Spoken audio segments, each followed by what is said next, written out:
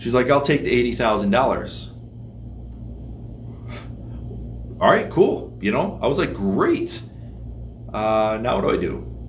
Welcome, welcome, welcome, and thank you for tuning in to the 3D Property Solutions podcast, bringing you the latest in real estate news, trends, and events.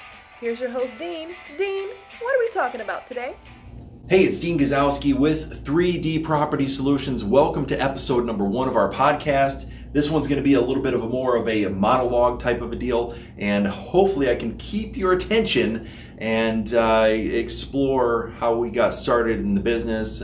Today I'm going to go ahead and start on my first deal. So if you're interested in finding out how I flipped my first house, we're going to talk about that. Okay, we're going to talk about the marketing channels that we use. We're going to talk about how I went ahead and did the disposition. Okay, we're going to do it like, let's break it down like this. Okay, so you got to go ahead and find the deal first, right? Then you got to figure out what you're going to do with it. That's the acquisitions role, and then the actual execution of that, end result, signing the contract to the end buyer, is the dispositions phase. So let's talk about this. Okay, let's talk about my very first deal. But first, I want to get to the background of just me. Won't talk too much about my partner Don. We're going to have him on here in one of these future episodes.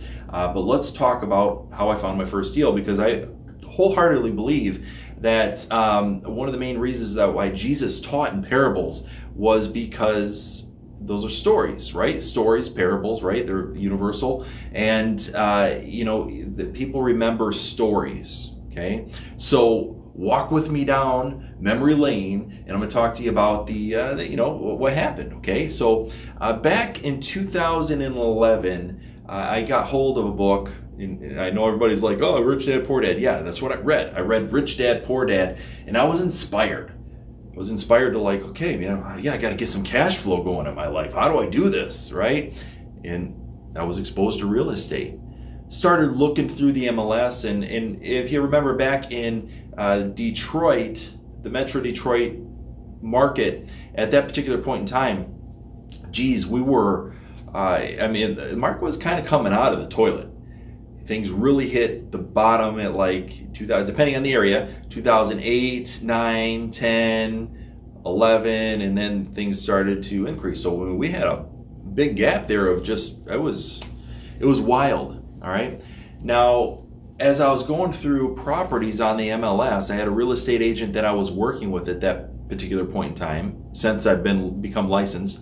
There was I was looking for a duplex. What I wanted to buy was a duplex. Okay, so found one. It was a cash flowing duplex over in the city of Livonia, and had long-term tenants. So check that box. They were paying on time. They were paying, and this was an estate situation. The guy passed, the owner passed, and check the box, right? So we got out there, and we took a look at the property, and it was like, okay, you got 2 ladies living here. One of them had been there for like 6 years, and then the other one was there for like 3. And the neighborhood was cool. I was all about it, right? So the numbers made sense, and I think at that particular point in time, even with the unadjusted rates that these tenants were paying, there was, we were dealing with a few $100s a month positive cash flow after all the bills were paid. And in short, one unit we picked that duplex up for like 80 grand or something crazy like that. So, but one unit could have paid for the loan, the overhead on the property, and then the rest was all cheese, cheddar, whatever you want. Like, it was all bonus, right? It was bonus income, and that's a great thing, right? So you understand that you buy properties on cash flow. That's what I was looking for at that particular point in time. I was able to identify that. Let's talk about the first flip. All right, how did I find that? We found that property. It was through all these different podcasts I was listening to at that particular point in time. I was a guy that goes by the name of Sean Terry. He's still in the business, runs a mastermind. He's a West Coast investor, and he's like, you can literally take a house and you put it under contract and mark it up and do this. I was like, all right, let's do that. And I don't believe, at least I wasn't involved in the real estate investor market at that particular point in time, back in 2012, right? Became a licensed agent in 2012, and I was looking for deals. And I figured, man, I'm going to become in my mind, I'm going to become a hybrid agent. What does that mean? That means that I'm going to go into these properties, I'm going to offer them cash. I'm going to buy your house directly, okay? Didn't even know I could wholesale at that particular point in time. All I knew was I was looking for a flip house. So buying a house, and if it didn't work, we'd go ahead and list it on the open market. There was no in between. I didn't see that at that particular point in time in my career. That's why, where mentorship came into play, further down the road, it just, it was an eye opener, right? Association is key. And that's one of the things we talk about a lot within our organizations, in our coaching program that we have over at the local RIA. So, in short, I decided that we need to find a property. Okay, so we're looking for our first flip property, and I ended up getting my hands on a company that sends direct yellow letters. And that's who Sean Terry was promoting. He's like, you just go to Yellow Letters and fill out a yellow. What the yellow letter is. It's it's written in red ink, and you have a yellow piece of paper. Okay, that these hand addressed, or you got a printer that's going to make you look like somebody actually wrote the letter. I remember that people would call and they're saying, well, we're not interested in selling our house, but we got a bet over here. Like, are you actually writing these letters? And I'm like, no, I'm not doing it. That's how good these letters were. And the company was Yellow Letters Complete. And they're still in. Actually, I got a Christmas card from them this year. So those were the people that were helping me with my mailing campaigns. The letters were about $1 a piece, including postage. And it was not a postcard. It was an actual envelope style letter, invitation style letter that you open up and you're like, you're interested in buying my house at 123 Main Street. Okay. Well, I remember I was touring a house, because leads will come in, and at that particular point in time, I was getting a really good response rate on these letters, close to like 10%. Like literally, I would send out $300, and that would net me one deal. Like imagine a deal cost, like your cost per deal is $300. Now we're in the thousands. But I mean, that's just the trend of the business, and this is more of a higher overhead business. And we're going to talk about lead sources here in just a minute, but I want to establish the first deal. Okay, let's talk about that. So I remember I was standing in a house over in South Lyon, which was a foreclosure at that particular point. And right now, present day, I mean, this is a $600,000 neighborhood. $500,000 to $600,000 ARVs or after repair values. And I'm just walking through, the house needs paint. I remember standing near the fireplace, and this guy called me up and he says, my mom just got this letter in the mail and I wanted to figure out if this is some sort of a scam. Like, you're trying to scam my mom? And I'm like, no, I'm not. I'm not trying to. I'm a legitimate company. I buy houses. Okay, I'm going to have my mom call you. Which is usually code word for like, yeah, you're never going to hear from me again, pal, because I vetted you out. I weeded you out. Well, sure enough, I got a phone call from that lady who had a house over in Lathrop Village. And, I was living in Hazel Park at that particular point in time. It's Lathrop Village is really, really close. And I met with her, sat down. It was a nice house. 1,300 square foot ranch, attached garage. I remember distinctly, though, this was wintertime. And as I'm sitting in front of the house, she pulled up.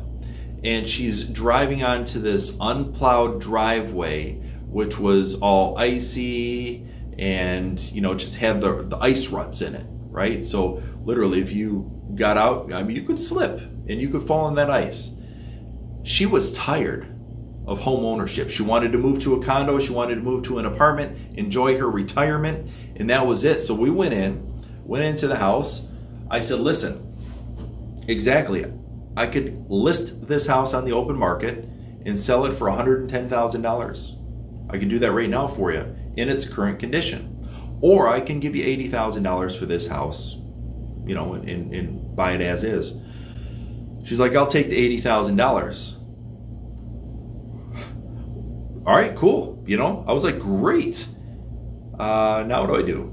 I didn't know of any hard money lenders. I didn't have any, cash sitting in the bank. What we ended up doing was, once we found that deal, we went and got a conventional mortgage. Okay, took money out of the 401k and, bought this house, improved it, and then sold it for a profit. And I remember walking away from that deal with two things. Number one, we got a check for, I think it was $65,000. Okay, $65,000 on our first flip. Now that included the down payment money that we needed to bring to the table, which was 20 or 25%. I don't recall. But anyhow, it was like $23,000 or $26,000 that we brought to the table. But in short, man, $65,000. That was cool. I'm like, yeah, I want to do that again. I really want to do that. So that was the first thing. I got a check. But the second thing that I received, and it's something that I still hold today, it is this, it's not a limited edition, but look at that thing. This is, let me get right there. That is a Charlie Bragg. It's a print, okay? It's something cool. It's a piece of art, all right? Take another look at that thing. It's a neat little piece. Small, nice little piece to put on a wall. And, the title of that is called Brain Surgeon.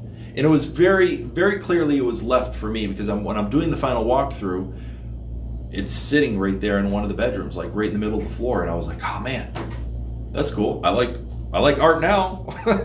So that was the first deal. I mean, it was great. Like, we had a good time flipping that house. I had some contractors that came through, helped me paint the house, carpet, and then I brought in the closer, which was my wife. My wife is really, really handy. She's good at tile work. And I remember having her in, and I remember I told everybody, I said, I'm bringing in the closer, because she's very handy. She's really, really good at what she does. I love her. I'm thankful for her. So, but yeah, she did all that tile work in the back bathroom, and truth be told, we could have put that house on the market as it sat, but we just didn't, we didn't go to that road, okay? So that was the first deal. It was a moneymaker, right? But let's talk about the current state and opportunities that we're dealing with here. Let's talk about finding deals.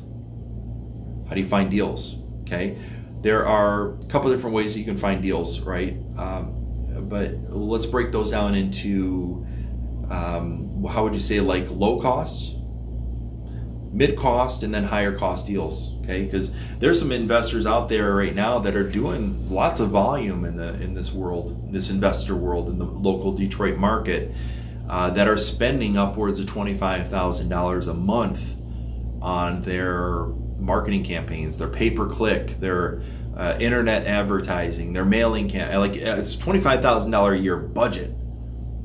Like, you better be pulling in a lot more than $25,000, otherwise you're just gonna, that's my thought, right?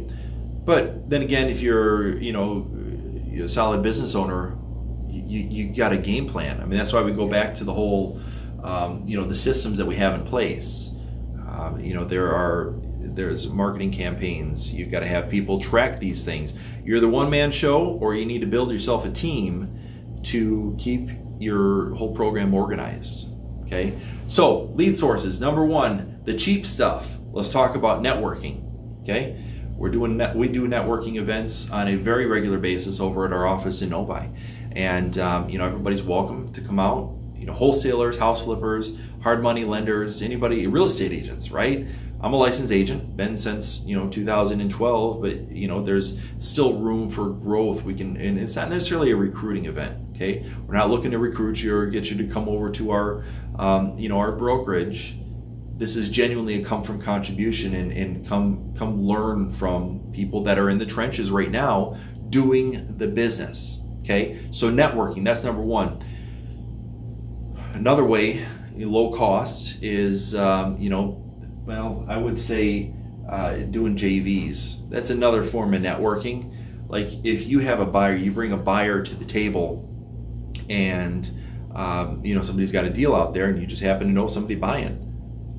Great, that's a way to do the deal. okay?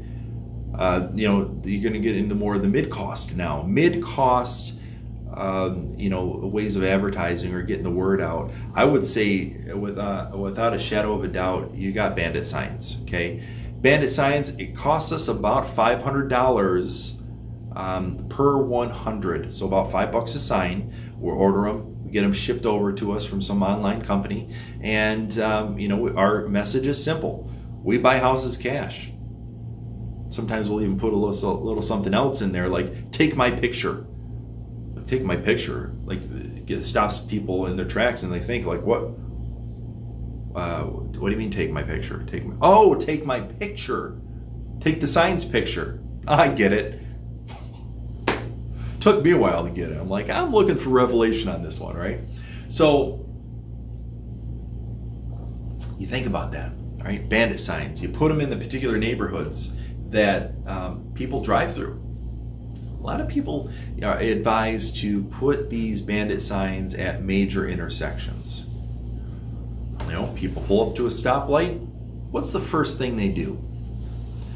Well, they take out their phone and they start text messaging, or they look at Facebook, or they check their emails, or do whatever it is, okay? But they pick up their phone. If you're in a subdivision, like I'm talking like, just go into any subdivision. You get those little crossroads, the stop signs. That's where we like to put our bandit signs. And we've had decent success over there. We're not looking for the really, really fast intersections, but you definitely want a place where people will stop. And if they see something, and then, just if they drive past that on multiple occasions, maybe that thought is in their mind, like, take my picture. What does that even mean?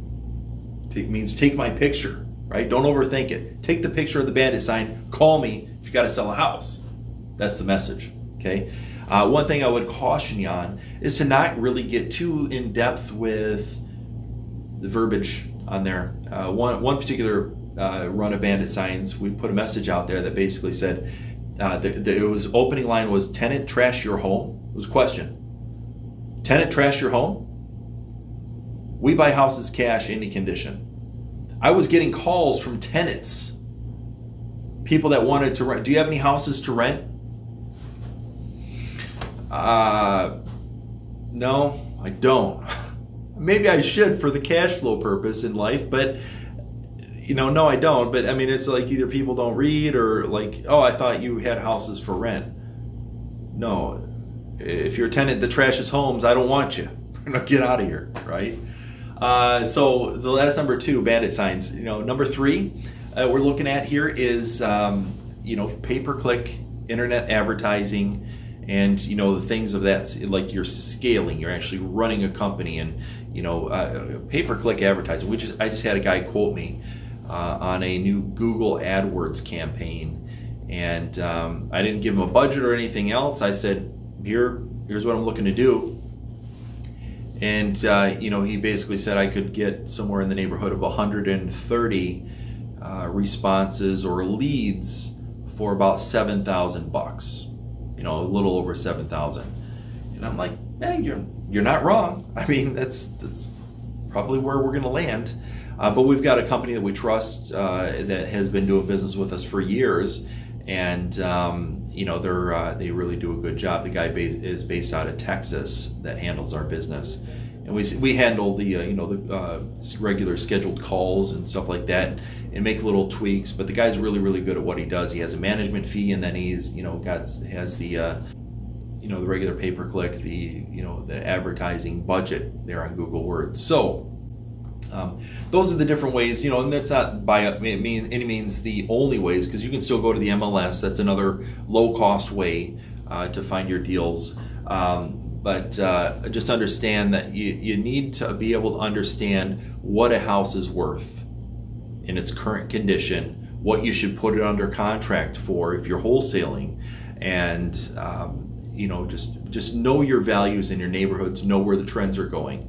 All right, say for instance, right now, making this video at the very end of 2022, okay? Late December, Christmas is past. In the automotive business, we call this shutdown week, all right? It's the week between Christmas and New Year's, And what we're doing here is we've got to figure out where the direction is headed.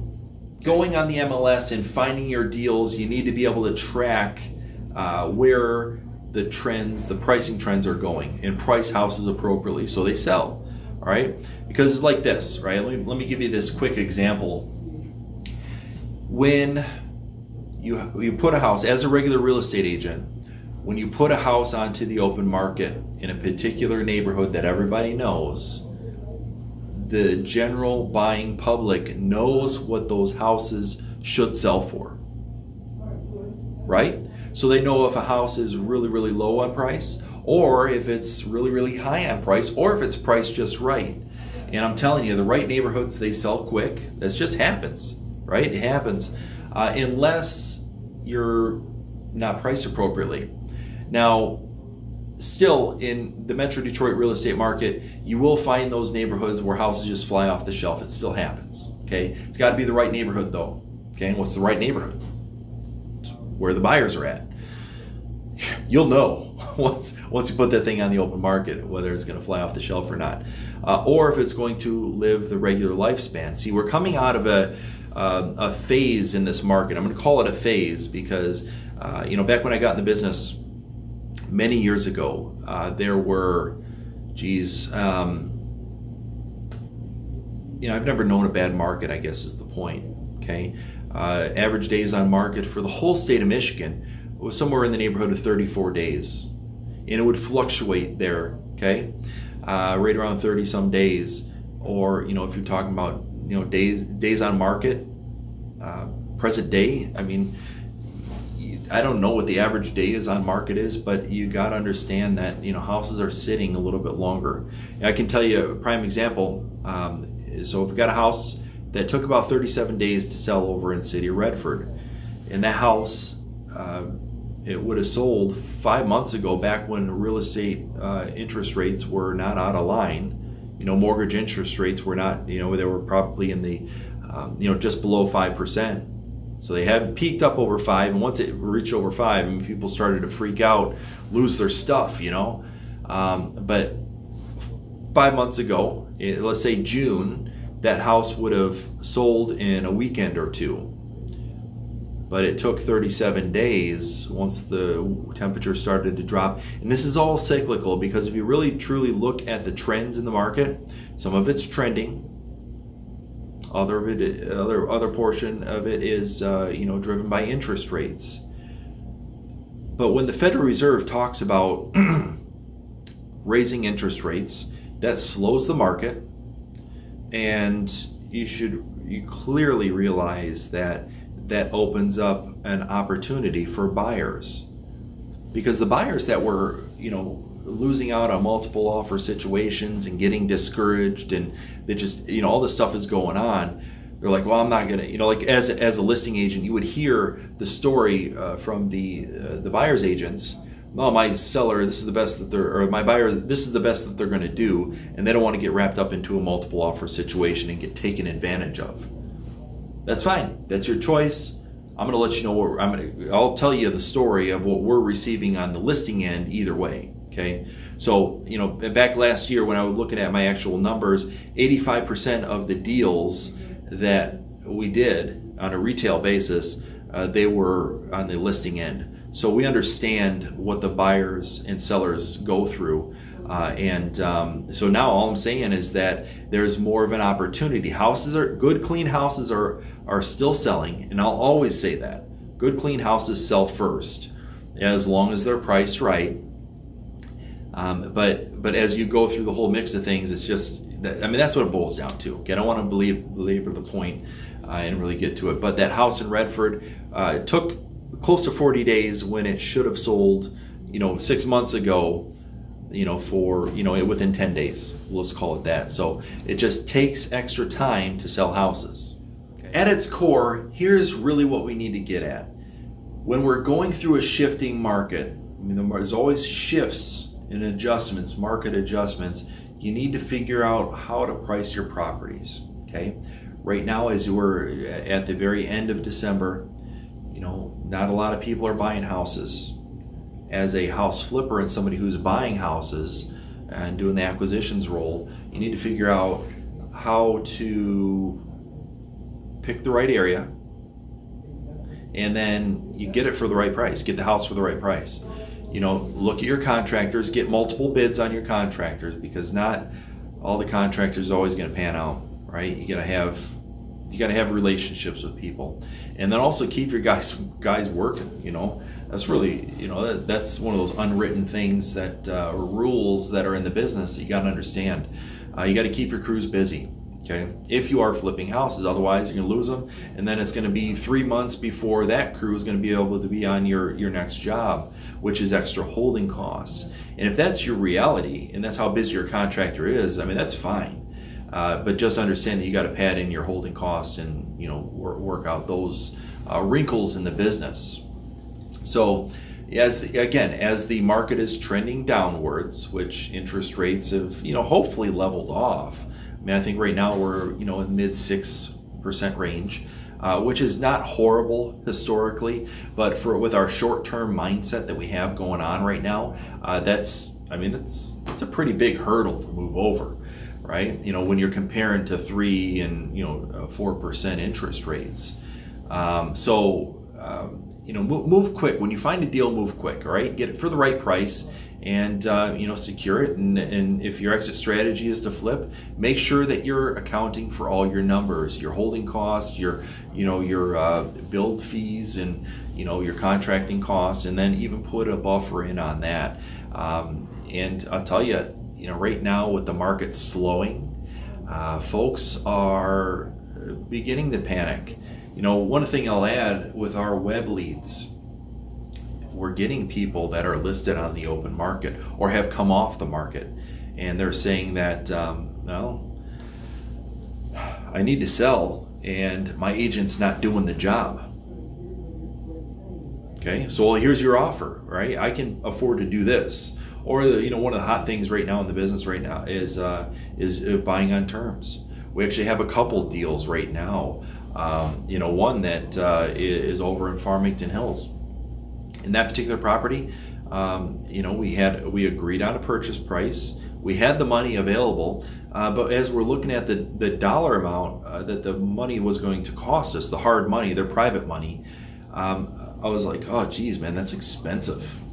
I went back to the seller and I said to her, would you be willing to hold payment for another 6 months for this amount of money?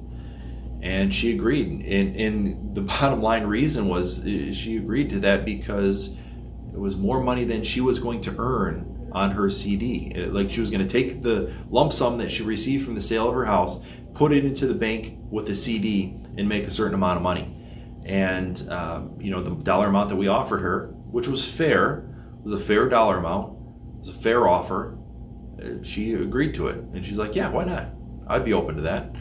So we worked up the paperwork, and that was creative financing. All right, it's not going to cost. It's going to cost us, but it's not going to cost us any money out of pocket. And then we, built in an extension in there and everything else. So, that's just one way to get creative on your deals. It doesn't always have to be hard money. But yeah, to go ahead and wrap things up here, let's boil it down to this. Okay, you have to be aware of what your market's doing. Okay, the market doesn't always go up. I guess when you talk about inflation and stuff like that, if you look through history, yes, the market does trend upwards. If you can see my imaginary graph, but you do have dips in the market, and those dips sometimes, as I told the story earlier with the Lathrop Village property.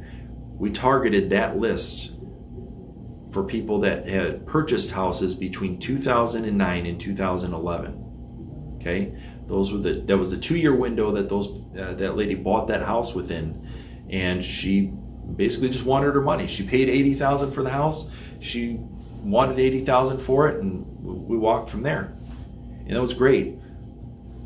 So the point is, sometimes gaps or troughs, they last. All All right, you got to be prepared for that, and that's why cash flow or seller finance is is really a good way to play when you have high interest rates. Otherwise, that's your opportunity to buy. So I hope that helps. All right, one of the reasons why we make this podcast is to enrich the real estate investing community. Okay.